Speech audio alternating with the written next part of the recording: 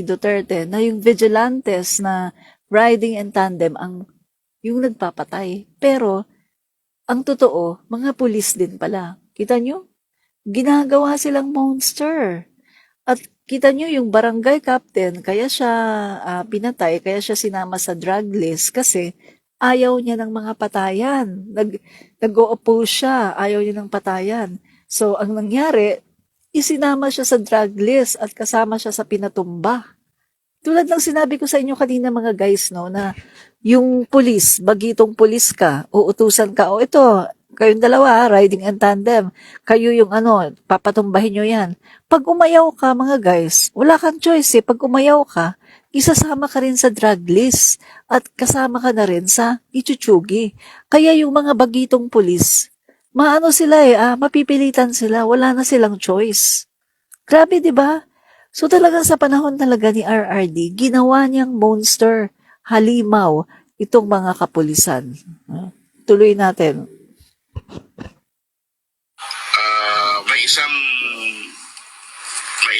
May isang sundalo galing din Mindanao, nirecruit din, no? Para magtumba, no? Parang nakonsensya na siya. Pumunta kay Bisa Pombo. So sabi niya, ayaw na raw niya, gusto niya ng magbago. So sabi niya, uwi muna siya, i-secure niya yung pamilya niya. Pagbalik niya, saka siya lalabas at hindi-testify, no? Hindi na umabot yun. Kasi after 1 week, pabalik siya sa simbahan ng Caloocan, nagkaroon ng barilan malapit doon. Siya pala yung nakakabiktima. Tinarget, tinumba na. Tinumba rin siya. So, yan, galing kay Bisa Pombo, yung mga kwento na yan. Kasi marami din malapit sa kanya, no? Ang dahil pa namin nakausap, no, si Father Flavi, kilala mo. Marami rin kwento yun. Especially yung family ng mga napatay sa Manila. No? At ang kwento pa sa sa may Manila, yung mga CCTV camera, iniiba yung direksyon para hindi makita yung nangyayari, no? Saglit lang. Kaya pala mga guys, kaya pala magtataka tayo kapag may tinutumba, walang ebidensya, walang sa CCTV, no? Kasi, ang ginagawa pala mga kaibigan, ang CCTV nililihis. See?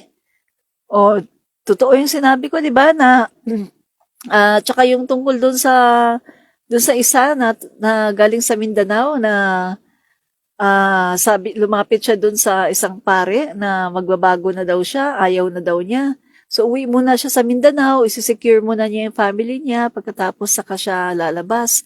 Anong nangyari guys? Hindi na siya umabot. Kasi sinugi na siya. Diba? Grabe. Kaya talagang dapat imbestigahan na to. Ang daming mga guys, grabe talaga, sobra, no? Tuloy natin. Hindi pinapalabas yung mga tao sa bahay, sinisira yung CCTV camera, at yung barangay captain, minsan hindi sinasama sa yung mga barangay official, hindi sinasama sa bypass, no? Meron din kaming ginawang special report dyan doon sa mga cameras na pinapatay. 10 kasi yan 10 yung special report namin.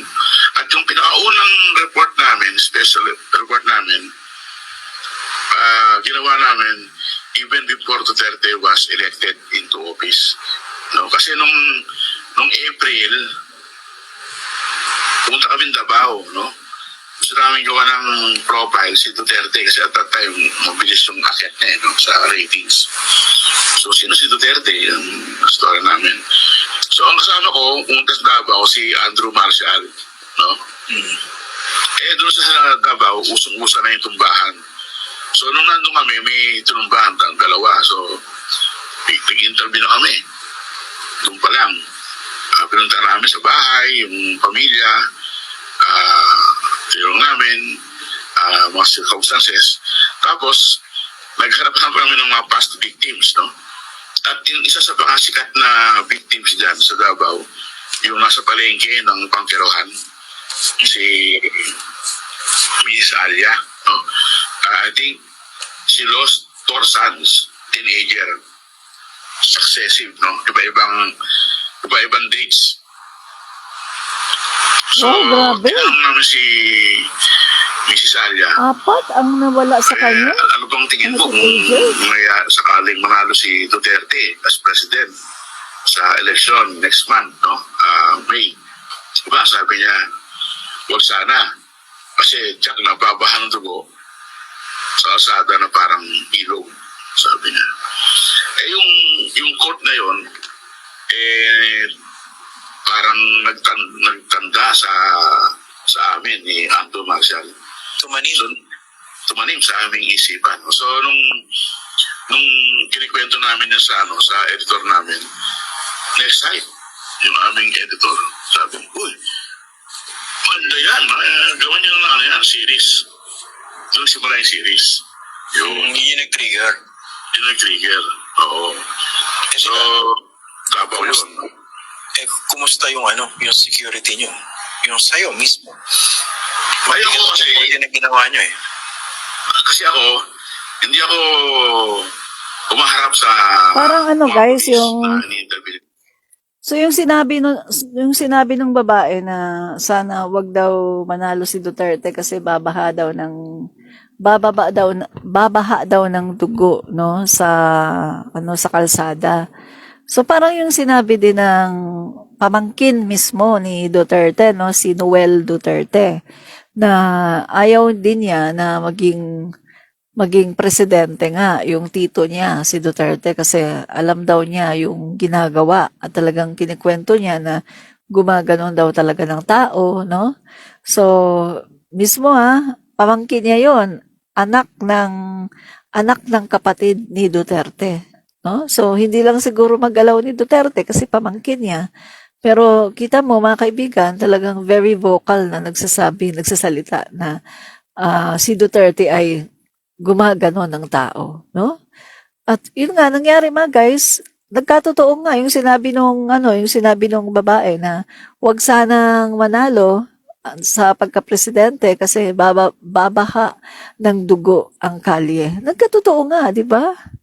Kasi sa panahon ni Duterte mga guys, as early as 2016, November, December, wala pa ngang November, December pagpasok niya mga ilang buwan lang. Nagtutumbahan na mga guys. Meron ng mga balita na, oy, si ganyan. Oh, tinumba. Oy, ganyan, natukhang. Di ba? Tapos, ang masama nga nun, mga guys, nasa mga areas na depressed areas, di ba? Mga squatters, mga sa area ng mga may hirap. Pero yung mga talagang masasabi nating pinakaugat, hindi naman niya inaddress hindi naman niya pinakialaman, 'di ba? Pinagtatanggol pa niya yung kanyang mga barkada na mga drug lords, 'di ba? So, sino ang kawawa? Kaya nga mga guys, yung pagpasok ng ICC, ang magbe-benefit nito yung mga mahihirap, no? Mga mahihirap, mga naging biktima ng drug war na ito, no? Kasi halos, tingnan mo mga guys halos wala namang mayayaman dyan na nabiktima Konti lang naman, Parahinog, yung drug lord sa Cagayan de Oro, bakit niya pinatsugi? Kasi kakompetensya niya. Pero yung mga drug lord sa Davao na kanyang mga kaalyado, pinakialaman ba niya? Hindi. Ang pinatsugi niya, yung kakompetensya niya, sina Parahinog. Buong pamilya pa ang nadamay, di ba? So kita mo yun yung ginawa noon ni Duterte na talagang pag tiningnan mo karimari-marim, di ba? Sabi nga ni Joe Masison Joma season mismo yung ano na mga guys. Admin O, reach. ang pinapakalat na balita ng mga taong gusto lang talaga sirain. Comentarista. Nakita naman natin na ang kanilang mga pinapakalat ay walang katotohanan. Paano pa man karami ng mga taong sa'yo ay nagagalit, ang talaga naman ikaw ay hinihiba. Pero, galingan mo lang. Dagdagan mo pa, mga kaibigan. At the end of the day, performance doesn't lie. Ito po mga kaibigan, muli si Admin Rich. Fight fake news, expose the truth. Fight fake news and expose the truth. Fight fake news and expose the truth. Fight fake news, expose the truth.